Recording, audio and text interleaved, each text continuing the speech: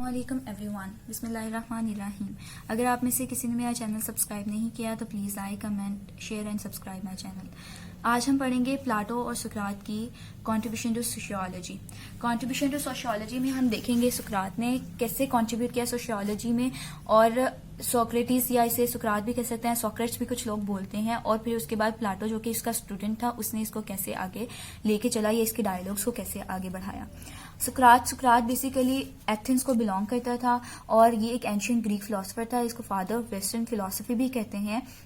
क्योंकि इसने फिलॉसफी का इजाद किया था। इसने लोगों से ओपिनियन लेना शुरू किए, उनके नजरियात जानने शुरू किए, और इसका मानना ये था कि जिंदगी का सबसे अहम मकसद ये है कि इंसान को अपनी जान पहचान हो, वो जानता हो कि वो खुद क्या है, उसको सेल्फ अंडरस्टैंडिंग हो। तो उसने अपना मोस्ट ऑफ द टाइम लोगों से ये बात जानने में या लोगों से क्वेश्चनिंग करने में गुजार दिया। और वो क्वेश्चन ऐसे करता होता था कि जैसे हु यू आर, तुम कौन हो, तुम्हारा लाइफ का मिशन क्या है, तुम क्या करना चाहते हो, तुम क्या करने के लिए आए हो, या फिर परस्यूट ऑफ लाइफ क्या है, विचुअस लाइफ क्या है, हैप्पीनेस क्या है, वो इन सब चीजों के बारे में पूछता होता था। फिर उसने एक ऐसे स्टेट वो इस्टेब्लिश करना चाहता था, एक ऐसा एथिकल सिस्टम जो कि ह्यूमन रीजनिंग, इंसानी शऊर पर मुश्तमिल हो। और सोक्रेटिस एक मेथड इस्तेमाल करता था अपनी टीचिंग्स में। वो जब अपने स्टूडेंट्स को पढ़ाता था तो उनसे बेसिकली बहुत सारे क्वेश्चंस किया करता था, एक डायलॉग किया करता था जिसको हम डायलॉजिकल मेथड, इलेंचस या फिर इलेंटिक मेथड या फिर सोक्रेटिक डिबेट भी कहते हैं, जो कि सोक्रेट्स डिफरेंट लोगों से या मोस्टली अपने स्टूडेंट से जो है वो क्वेश्चनिंग किया करता था, और फिर उन क्वेश्चनिंग के जरिए से वो उनके दूसरों के ओपिनियन लेके अपने दिमाग में घुमाता था ताकि वो ये समझ सके कि इसकी प्री सपोजिशन क्या और अंडरलाइंग इसको क्या जो है वो इसका पर्पज क्या था और इसको क्या जो है वो रिजल्ट मिला है। अगर हम बात करें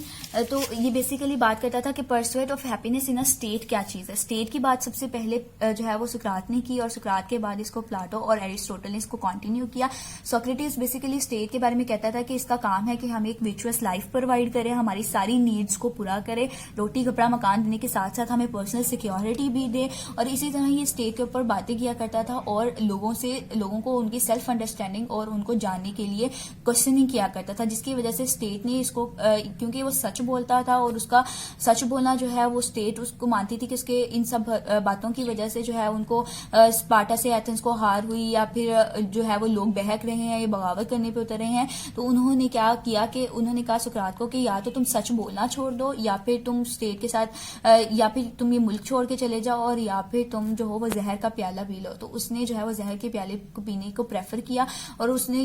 बजाय इसके कि वो वहां से चला जाए, अगर वो वहां से चला जाता तो उसकी ये जो सोच थी एथिकल सिस्टम की, इंसानी शऊर की, सेल्फ अंडरस्टैंडिंग की, वो वहीं पे खत्म हो जाती है, और जो उसने स्टेट का पर्पस बताया था वो भी वहीं पे खत्म हो जाता। तो उसने जहर के प्याले को पीना ज्यादा मुनासिब समझा और उसने अपनी मौत को कबूल किया। उसके बाद अगर हम प्लाटो की बात करें तो प्लाटो जो है वो सुकरात का जो है वो स्टूडेंट था, और ये भी एक एंशियंट ग्रीक फिलोसफर था जिसने सुकरात के अपने स्टूडेंट्स के साथ होने वाले डायलॉग्स जो है वो अपनी बुक रिपब्लिक में लिखे हैं। ये 80 साल के होके प्लाटो की जो है वो वफात हुई। इनके वालिद का नाम एरिस्टन था और ये एक ऐसी फैमिली से बिलोंग करते थे जो कि बहुत ज्यादा वेल्दी थी और पॉलिटिकली एक्टिव थी। मोस्टली जो है वो प्लाटो बात करता है truth, justice, ideal state, education, इन सब चीजों के बारे में अपनी बुक रिपब्लिक में।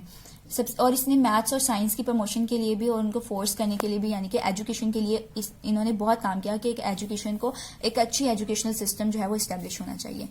अगर हम बात करें इन सबको आगे फर्दर मूव करने के लिए हमें पहले देखना होगा कि एथेंस और स्पार्टा का जो है वो बैकग्राउंड क्या है। तो एथेंस और स्पार्टा दो अलग कम्युनिटीज थी और इनके दरमियान में वॉर हुई थी, और वॉर के नतीजे में एथेंस में फिलोसफर्स और राइटर्स वगैरह इस तरह के लोग पाए जाते थे, लिटरेचर पे ज्यादा फोकस था, जबकि स्पार्टा में वॉरियर्स थे, जंगजू लोग थे, उनके अंदर जो है वो फिजिकली एक्टिव और फिजिकली स्ट्रांग लोग थे। जब इन दोनों के बीच में वॉर हुई तो एथेंस को हार हुई, और उसकी